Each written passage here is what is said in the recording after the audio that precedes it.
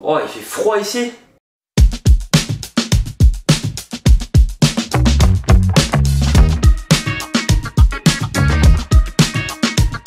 Salut à tous, c'est Faye, j'espère que vous allez bien et aujourd'hui on se retrouve pour parler d'un jeu vidéo. Effectivement, aujourd'hui on va parler de FC25.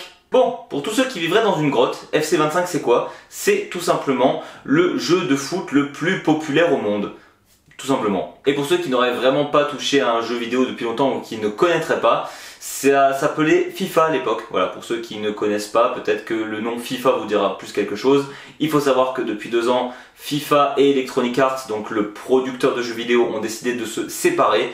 Et donc le jeu ne s'appelle plus FIFA car ils n'ont plus le droit d'utiliser le nom. Et ça s'appelle donc FC et ils rajoutent l'année de la date de sortie et de la saison. Pour ce qui est de la réelle licence FIFA, elle reviendra bientôt avec l'éditeur de jeux vidéo qui s'occupe de tout ce qui est NBA 2K, tout simplement un 2K Esports pour ceux qui connaissent. Et ce que je peux déjà dire, c'est que je suis assez impatient de voir ce que ça donne, car un jeu sans concurrence, généralement, c'est pas le meilleur jeu qui existe. Sur ce, ça faisait quelques années que je n'avais pas touché à un jeu FIFA. Le dernier que j'ai vraiment touché, c'était il y a plus de 2 ans. Et il faut dire ce qui est, milieu des années 2010, fin des années 2010, j'y jouais très régulièrement à la licence FIFA. C'est un jeu qui a forcément bercé mon enfance en étant fan de foot. Quand on est jeune et qu'on aime les jeux vidéo, c'était un incontournable. Et donc cette année, j'ai décidé de me replonger un peu dans cet univers pour voir ce que ça donne. Évidemment, je vais beaucoup moins jouer qu'à l'époque, ça c'est sûr. Et la première chose que je peux dire, c'est que je suis un peu déçu des graphismes. Je me suis dit qu'avec la PS5, avec les super télévisions qu'on a maintenant, avec tout simplement la puissance des consoles, des PC qu'on a actuellement, je m'attendais à quelque chose de beaucoup mieux. Et il faut dire que j'ai l'impression que ça n'a pas beaucoup évolué depuis l'époque où je jouais à ce jeu. Même que je trouve le modelage de certains joueurs est sacrément mauvais, on les reconnaît quasiment pas. Et je ne parle évidemment pas que de joueurs pas connus de Division 4 allemande, hein. Là je parle vraiment même des joueurs extrêmement connus d'aujourd'hui, ils sont moyennement ressemblants. Alors il faut dire aussi que je vais m'intéresser surtout à un mode de jeu parce que c'est celui auquel là j'ai vraiment joué ces derniers jours pour faire cette vidéo, c'est le mode Ultimate Team. Pour ceux qui connaissent pas Ultimate Team, c'est simple, vous avez les joueurs en forme de carte et le but c'est de créer votre équipe avec tous les joueurs disponibles dans le jeu tout simplement. Et le but c'est de pouvoir s'acheter les joueurs qu'on veut en faisant soit de l'achat-revente, soit en gagnant des matchs, soit en ayant beaucoup de chance en ouvrant un paquet. Bon, simplement, ce mode Ultimate Team, c'est un mode assez arcade. Là, on n'a pas de mode carrière où vous jouez l'équipe que vous voulez. Le but étant vraiment de prendre des joueurs de n'importe quelle équipe et de pouvoir les mettre ensemble dans son équipe comme on le souhaite. Autant dire que c'est plutôt fun quand on veut créer sa propre équipe et quand on veut pas juste prendre une équipe qui existe déjà et faire des matchs. Et ça avait fait assez polémique à l'époque parce que depuis l'année dernière, on a aussi les femmes qui ont été implantées dans ce mode de jeu. Donc les hommes et les femmes jouent dans le même mode. Ça avait fait énormément de débats et énormément de polémiques. Ce que je trouve complètement bête sur le principe que, comme dit, c'est un mode arcade. Car oui, on peut jouer les joueurs actuels, mais on peut aussi jouer des anciennes légendes du foot. Donc déjà que ces personnes se croisent sur le même terrain, c'est très peu probable. Et ensuite, on a aussi différents styles de cartes dans Ultimate Team. Comment dire que des cartes où parfois on booste un joueur, je me souviens d'un Dimitri Payet Noël qui était apparemment absolument gigantesque dans le jeu, qui était meilleur que limite les meilleurs joueurs du monde. Dans tous les cas, c'est pas très réaliste que Dimitri Payet soit meilleur que Lionel Messi. Franchement, avec toute la variété de cartes qu'il existe dans ce jeu, c'est un peu bête de polémiquer sur le fait que les femmes viennent se rajouter. Et quand on enlève ce côté polémique, j'aimerais quand même dire comment est ce jeu finalement. Et même pour un côté très arcade, je trouve le jeu un peu plus réaliste que les fois où j'ai joué à FIFA. Premièrement, cette année, je trouve que les joueurs sont extrêmement lent et super lourd. Est-ce que c'est parce que c'est le début d'année et donc les mises à jour n'ont pas encore été faites?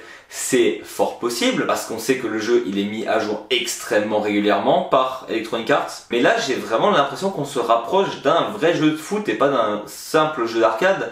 Il faut savoir que beaucoup de joueurs, et là je ne parle pas des joueurs de foot, je parle de joueurs qui jouent au jeu, avait tendance à abuser des gestes techniques et c'est clair et net que c'est pas ce qu'on voit le plus souvent sur les terrains de foot et encore moins aujourd'hui où je trouve que le foot a des certains standards où les gestes techniques ce n'est pas forcément le plus important. Et pour l'instant les gestes techniques ne passent pas. Généralement vous allez galérer de passer une défense en faisant des gestes techniques.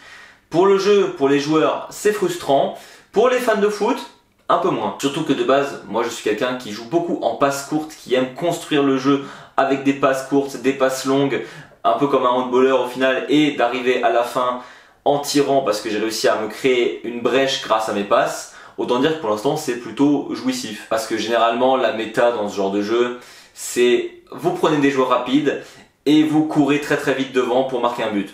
C'est beaucoup moins fun et ça enlève le côté foot en fait de faire ce genre de choses. Parce qu'à la limite faire ça en contre-attaque dans la vraie vie, oui, vous verrez rarement un joueur prendre le ballon du milieu de terrain et commencer à courir jusqu'au but adverse, ou alors les défenses en face sont vraiment très mauvaises. D'ailleurs on arrive sur un autre point du jeu qui est un peu bizarre.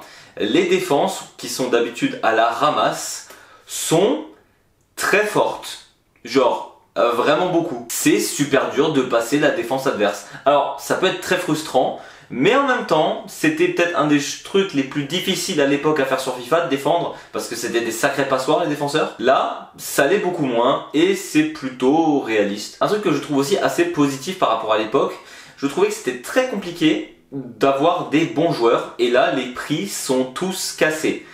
Je me doute de savoir pourquoi, parce que le jeu va très vite évoluer, où on va avoir des cartes beaucoup trop fortes dès le début du jeu. Mais sachant ça, les joueurs ne vendent pas les joueurs qu'ils ont packés à des prix exorbitants, et donc on peut se retrouver avec un très bon Coman à 4000-5000 crédits, ce qui est plutôt pas mal. Autre point que je trouve très cool, c'est le nouveau mode de jeu Rush.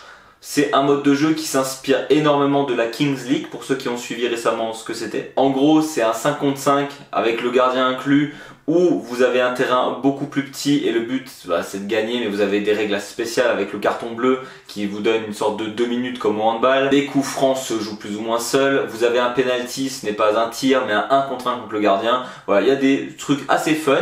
Dommage que les joueurs qui jouent à ça, vu que vous devez jouer avec d'autres joueurs obligatoirement, sont parfois un peu limités au niveau QI football. C'est-à-dire, ils prennent le ballon et ils essayent de courir tout seuls devant. Ça marche pas comme ça le foot. Bon, par contre, le gros point négatif, évidemment, moi je suis un joueur qui joue très régulièrement avec des joueurs de Bundesliga, pour pas dire que j'ai toujours ma première équipe, c'est une équipe de Bundesliga. Et chaque joueur, chaque carte a une note. Et j'ai l'impression que les gens qui regardent la Bundesliga pour mettre les notes d'une année à l'autre, ils la regardent avec les pieds. On va se dire que 91 c'est la note max qu'on puisse avoir en tant que régular. Actuellement on a De Bruyne, Mbappé, Haaland et Kane avec 90. Bref, voilà, ce genre de joueurs sont entre 91 et 90. Et on va dire des joueurs bons sont à 83. Quand on voit que Undav est mis à 81, ouais. Pareil, Adeyemi n'est même pas à 80, enfin bref. Je trouve que les ratings des joueurs de Bundesliga, mis à part ceux de Leverkusen qui ont pris un sacré boost au vu de la saison dernière, et encore vu la vitesse qu'il a perdu, Grimaldo, on a l'impression qu'il a perdu une jambe entre temps, ben franchement, ça se voit que c'est un jeu et que ça n'a rien à voir avec la réalité. Les gars ne regardent pas le foot. Voilà. Tout simplement. Il faut dire ce qui est, Electronic Arts ne fait pas en fonction de ce que font les joueurs sur le terrain, ils font en fonction de la popularité des joueurs, et donc on se retrouve avec des absurdités absolues. À un moment donné, il faut arrêter avec Messi, c'est plus un des meilleurs joueurs au monde. Pareil, Ronaldo non plus, donc un peu bizarre. Et c'est surtout extrêmement frustrant pour les gens qui aiment, comme moi, la Bundesliga. On peut jouer avec une équipe de Bundesliga, c'est possible, par contre, niveau compétitivité, faut vraiment jouer pour le fun, hein, parce que sinon, tu gagnes pas grand chose. En tout cas, si tu veux passer un palier, il va falloir changer de championnat à un moment donné, ça c'est quasiment sûr. Ça serait mon bilan pour l'instant, je trouve qu'il y a des très bons modes de jeu pour l'instant, je trouve que le jeu est assez bien. En tout cas, franchement, par rapport à l'époque, je suis beaucoup moins déçu du style football qu'on a dedans. C'est pas toujours très intuitif au niveau des menus, ça faut le dire, c'est pas très beau non plus, voilà, c'est des choses qui arrivent. Après, là je me concentre beaucoup sur Ultimate Team. Qu'est-ce que ça donne au niveau des autres modes de jeu? J'en ai en soi aucune idée pour l'instant. Après, est-ce qu'il faut acheter si vous aimez Ultimate Team? En général, si vous aimez le jeu, vous allez le prendre. Après, il y a quand même un énorme côté pay to win dans ce jeu qui est désagréable. Pay to win, pour ceux qui ne savent pas, ça veut dire payer pour gagner. Parce que oui, au-delà du prix du jeu qui est à plus de 75 €, ce qui est déjà énorme pour un jeu vidéo, vous pouvez dans Ultimate Team acheter des crédits avec votre argent réel pour vous faciliter la vie en achetant plus de paquets pour avoir éventuellement plus de chance, vendre des très bons joueurs pour avoir plus d'argent pour vous acheter de meilleurs joueurs. Jusque là, rien d'anormal dans un jeu vidéo, mais dans un jeu vidéo qui coûte déjà 75 €, remettre de l'argent dedans, normalement les jeux où on met plein d'argent dedans, c'est des jeux qui sont gratuits, c'est comme ça qu'ils survivent ces jeux.